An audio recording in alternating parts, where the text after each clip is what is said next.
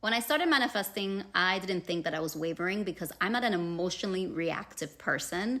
I'm pretty even-tempered, and I think as I've gotten older, I just don't let things get to me emotionally, and I definitely don't react in that way either. However, I was realizing, and I've realized recently, that I have been wavering, or I had been wavering because I'm not anymore, thank you, pat on the back, in many ways that aren't explained by manifestation coaches. So if you feel like you're not wavering, but you don't see things moving in your 3D regarding your manifestation, then this is the video for you. One of the ways that I was wavering was focusing on time. And I focused on time in multiple ways. So talking about how long it had been since I started manifesting my desire, that's focusing on time.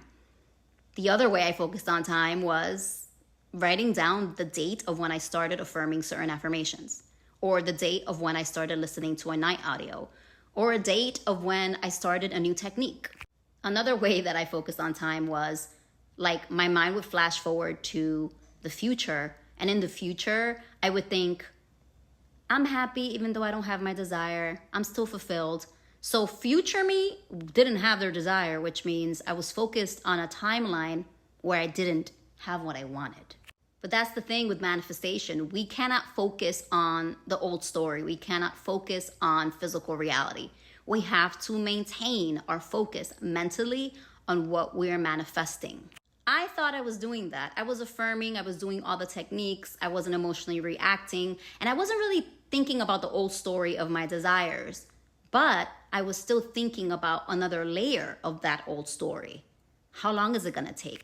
Where is it? Have I been affirming for X and Y time or scripting and it's not here yet, or I don't see any movement? And that's all wavering. Because if you're not consistently thinking like the person who has it, outside of those technique times, then you're not the person who has it internally.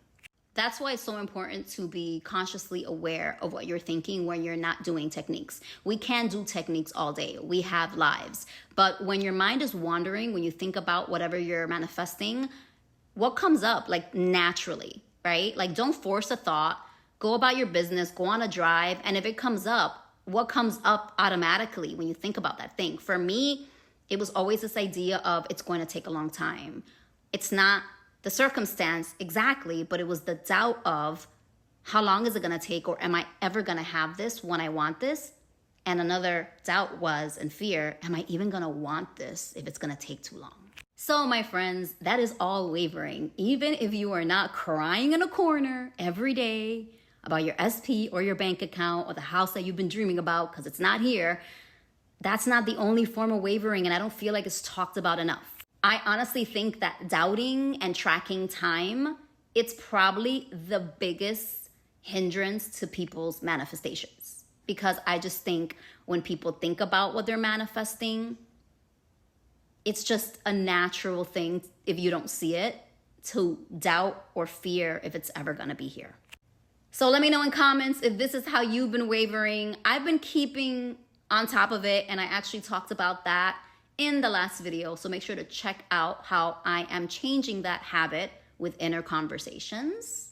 Let me know in comments, follow, like, share, save, and I appreciate y'all for watching.